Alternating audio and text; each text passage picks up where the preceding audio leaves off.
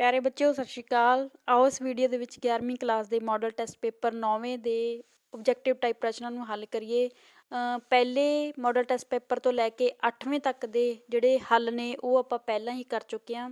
ਸ਼ੁਰੂ ਕਰਦੇ ਹਾਂ ਭਾਗੂੜਾ ਦੇ ਪਹਿਲੇ ਪ੍ਰਸ਼ਨ ਤੋਂ। ਭਾਰਤ ਦੀ ਸਭ ਤੋਂ ਪ੍ਰਾਚੀਨ ਸੱਭਿਅਤਾ ਦਾ ਨਾਮ ਕੀ ਹੈ? ਹੜੱਪਾ ਸੱਭਿਅਤਾ। ਸਿੰਧੂ ਘਾਟੀ ਦੀ ਸੱਭਿਅਤਾ ਸਮੇਂ ਕਿਹੜੀ ਧਾਤ ਦੀ ਸਭ ਤੋਂ ਵੱਧ ਵਰਤੋਂ ਕੀਤੀ ਜਾਂਦੀ ਸੀ? ਤਾਂ ਕਾਂਸੀ ਦੀ ਸਭ ਤੋਂ ਵੱਧ ਵਰਤੋਂ ਕੀਤੀ ਜਾਂਦੀ ਸੀ। ਰਿਗਵੇਦ ਆਰੀਆ ਦਾ ਸਭ ਤੋਂ ਪੁਰਾਣਾ ਗ੍ਰੰਥ ਕਿਹੜਾ ਹੈ? ਰਿਗਵੇਦ। ਉੱਤਰ ਵੈਦਿਕ ਕਾਲ ਦੇ ਲੋਕਾਂ ਦਾ ਮੁੱਖ ਧੰਦਾ ਕੀ ਸੀ? ਖੇਤੀਬਾੜੀ।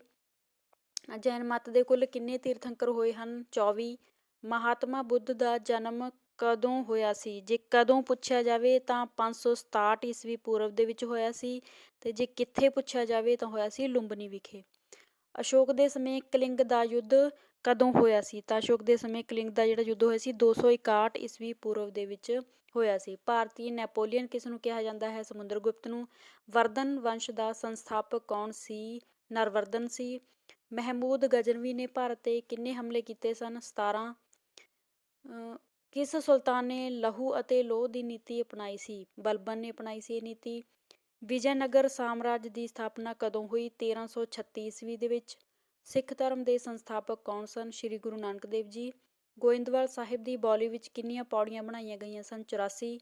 ਪਾਣੀਪਤ ਦੀ ਪਹਿਲੀ ਲੜਾਈ ਕਦੋਂ ਹੋਈ? 1526 ਈਸਵੀ ਵਿੱਚ। ਅਕਬਰ ਦੇ ਸਮੇਂ ਕਿੰਨੇ ਪ੍ਰਾਂਤ ਸਨ? 15। ਸ਼ਿਵਾਜੀ ਦਾ ਜਨਮ ਕਦੋਂ ਹੋਇਆ ਸੀ? 1627 ਈਸਵੀ। ਬੰਦਾ ਸਿੰਘ ਬਹਾਦਰ ਦੀ ਸਭ ਤੋਂ ਮਹੱਤਵਪੂਰਨ ਜਿੱਤ ਕਿਹੜੀ ਸੀ? ਤਾਂ ਸਭ ਤੋਂ ਮਹੱਤਵਪੂਰਨ ਜਿੱਤ ਸੀ ਸਰਹੰਦ ਦੀ, ਕਿਉਂਕਿ ਇਸ ਜਿੱਤ ਦੇ ਦੌਰਾਨ ਉਹਨਾਂ ਨੇ ਛੋਟੇ ਸਾਹਿਬਜ਼ਾਦਿਆਂ ਦੀ ਸ਼ਹੀਦੀ ਦਾ ਬਦਲਾ ਲਿਆ ਸੀ। ਮਹਾਰਾਜਾ ਰਣਜੀਤ ਸਿੰਘ ਦਾ ਸਬੰਧ ਕਿਸ ਮਿਸਲ ਨਾਲ ਸੀ? ਤਾਂ ਸ਼ੁਕਰ ਚੱਕੀਆ ਮਿਸਲ ਨਾਲ ਸਬੰਧ ਸੀ ਉਹਨਾਂ ਦਾ। ਆਰੀਆ ਸਮਾਜ ਦੀ ਸਥਾਪਨਾ ਕਦੋਂ ਕੀਤੀ ਗਈ ਸੀ? 1875 ਈਸਵੀ ਵਿੱਚ। ਚੱਲਦੇ ਹਾਂ ਜੀ ਖਾਲੀ ਥਾਵਾਂ ਵੱਲ। ਪਹਿਲੀ ਹੈ ਉੱਤਰ ਵੈਦਿਕ ਕਾਲ ਦੀ ਆਰੀਆ ਦੀ ਪ੍ਰਮੁੱਖ ਫਸਲ ਦਾ ਨਾਮ। ਤੁਸੀਂ ਲਿਖ ਸਕਦੇ ਹੋ ਕਣਕ, ਜੌਂ ਅਤੇ ਚੌਲ ਸੀ, ਜਾਂ ਇੱਕ ਵੀ ਲਿਖ ਸਕਦੇ ਹੋ ਕਣਕ ਸੀ। ਹਰਸ਼ਵਰਧਨ ਦੇ ਸਮੇਂ ਨਾਲੰਦਾ ਯੂਨੀਵਰਸਿਟੀ ਸਭ ਤੋਂ ਪ੍ਰਸਿੱਧ ਸੀ। ਤੀਜਾ ਹੈ ਗੁਰੂ ਗੋਬਿੰਦ ਸਿੰਘ ਜੀ ਨੇ ਖਾਲਸਾ ਪੰਥ ਦੀ ਸਿਰਜਣਾ 1699 ਈਸਵੀ ਵਿੱਚ ਕੀਤੀ। ਪਲਾਸੀ ਦੀ ਲੜਾਈ 1757 ਈਸਵੀ ਦੇ ਵਿੱਚ ਹੋਈ। ਕਾਲੀਦਾਸ ਨੂੰ ਭਾਰਤੀ ਸ਼ੇਕਸਪੀਅਰ ਦੇ ਨਾਮ ਨਾਲ ਜਾਣਿਆ ਜਾਂਦਾ ਹੈ। ਠੀਕ ਗਲਤ ਚੁਣੋ। ਸਿੰਧੂ ਘਾਟੀ ਸੱਭਿਅਤਾ ਦੀ ਲਿਪੀ ਚਿੱਤਰਮਈ ਸੀ, ਇਹ ਬਿਲਕੁਲ ਠੀਕ ਹੈ। ਆਰੀਆ ਦਾ ਮੁੱਖ ਧੰਦਾ ਪਸ਼ੂ ਪਾਲਣ ਸੀ, ਇਹ ਗਲਤ ਹੈ ਕਿਉਂਕਿ ਖੇਤੀਬਾੜੀ ਸੀ।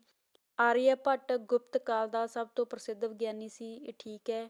ਸ਼ਾਹਜਹਾਂ ਨੇ ਆਗਰਾ ਵਿਖੇ ਤਾਜ ਮਹਿਲ ਦਾ ਨਿਰਮਾਣ ਕੀਤਾ ਸੀ, ਠੀਕ ਹੈ। ਲਾਰਡ ਕਾਰਨਵਾਲਿਸ ਨੇ ਲੈਪਸ ਦੀ ਨੀਤੀ ਦਾ ਪ੍ਰਚਲਨ ਕੀਤਾ ਸੀ, ਇਹ ਗਲਤ ਹੈ ਕਿਉਂਕਿ ਲਾਰਡ ਡਲਹੌਜੀ ਨੇ ਲੈਪਸ ਦੀ ਨੀਤੀ ਚਲਾਈ ਸੀ। ਚੱਲਦੇ ਹਾਂ ਜੀ ਭਾਗ ਸੱਸਾ ਪੈਰੇ ਵਾਲੇ ਪ੍ਰਸ਼ਨਾਂ ਤੇ। ਪਹਿਲਾ ਪ੍ਰਸ਼ਨ ਹੈ ਭਾਰਤ ਵਿੱਚ ਆਰੀਆ ਦਾ ਆਗਮਨ ਕਦੋਂ ਹੋਇਆ? ਤਾਂ ਆਰੀਆ ਦਾ ਆਗਮਨ ਹੋਇਆ ਸੀ 1500 ਈਸਵੀ ਪੂਰਵ ਵਿੱਚ। ਦੂਜਾ ਪ੍ਰਸ਼ਨ ਹੈ ਆਰੀਆ ਲੋਕ ਕਿਸ ਤਰ੍ਹਾਂ ਦਾ ਜੀਵਨ ਬਤੀਤ ਕਰਦੇ ਸਨ? ਤਾਂ ਆਰੀਆ ਲੋਕ ਸਾਦਾ ਤੇ ਪਵਿੱਤਰ ਜੀਵਨ ਬਤੀਤ ਕਰਦੇ ਸਨ। ਆਰੀਆ ਦੇ ਪ੍ਰਮੁੱਖ ਦੇਵਤਿਆਂ ਦੇ ਨਾਂ ਲਿਖੋ। ਵਰੁਣ ਅਤੇ ਇੰਦਰ ਆਰੀਆ ਦੇ ਪ੍ਰਮੁੱਖ ਦੇਵਤੇ ਸਨ। ਆਰੀਆ ਲੋਕਾਂ ਦੇ ਮੁੱਖ ਧੰਦੇ ਕੀ ਸਨ? ਖੇਤੀਬਾੜੀ ਅਤੇ ਪਸ਼ੂ ਪਾਲਣ ਆਰੀਆ ਲੋਕਾਂ ਦੇ ਮੁੱਖ ਧੰਦੇ ਸਨ।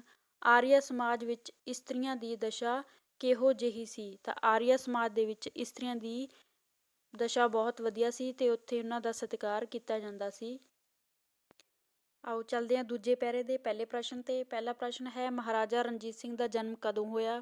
ਤਾਂ ਮਹਾਰਾਜਾ ਰਣਜੀਤ ਸਿੰਘ ਦਾ ਜਨਮ 13 ਨਵੰਬਰ 1700 ਈਸਵੀ ਨੂੰ ਹੋਇਆ। ਮਹਾਰਾਜਾ ਰਣਜੀਤ ਸਿੰਘ ਦਾ ਜਨਮ ਕਿੱਥੇ ਹੋਇਆ? ਮਹਾਰਾਜਾ ਰਣਜੀਤ ਸਿੰਘ ਦਾ ਜਨਮ ਗੁਜਰਾਂਵਾਲਾ ਵਿਖੇ ਹੋਇਆ। ਮਹਾਰਾਜਾ ਰਣਜੀਤ ਸਿੰਘ ਦਾ ਸਬੰਧ ਕਿਸ ਮਿਸਲ ਨਾਲ ਸੀ? ਤਾਂ ਸ਼ੁਕਰ ਚੱਕੀਆ ਮਿਸਲ ਨਾਲ ਸੀ। ਗੱਦੀ 'ਤੇ ਬੈਠਣ ਸਮੇਂ ਮਹਾਰਾਜਾ ਰਣਜੀਤ ਸਿੰਘ ਦੀ ਉਮਰ ਕਿੰਨੀ ਸੀ? 12 ਸਾਲ। ਸ਼ਾਸਨ ਪ੍ਰਬੰਧ ਚਲਾਉਣ ਲਈ ਰਣਜੀਤ ਸਿੰਘ ਦੀ ਮਦਦ ਕਿਹਨਾਂ ਦੁਆਰਾ ਕੀਤੀ ਗਈ? ਤਾਂ ਰਣਜੀਤ ਸਿੰਘ ਦੀ ਸ਼ਾਸਨ ਚਲਾਉਣ ਦੇ ਵਿੱਚ ਮਦਦ ਉਹਨਾਂ ਦੀ ਮਾਂ ਰਾਜ ਕੌਰ, ਦੀਵਾਨ ਲਖਪਤ ਰਾਏ ਅਤੇ ਉਹਨਾਂ ਦੀ ਸੱਸ ਸਦਾ ਕੌਰ ਨੇ ਕੀਤੀ ਸੀ। ਇਹ ਸੀ ਜੀ 9ਵੇਂ ਮਾਡਲ ਟੈਸਟ ਪੇਪਰ ਦੇ 40 ਓਬਜੈਕਟਿਵ ਟਾਈਪ ਪ੍ਰਸ਼ਨਾਂ ਦੇ ਹੱਲ। ਤਿਆਰੀ ਕਰਦੇ ਰਹੋ। ਆਲ ਦੀ ਬੈਸਟ।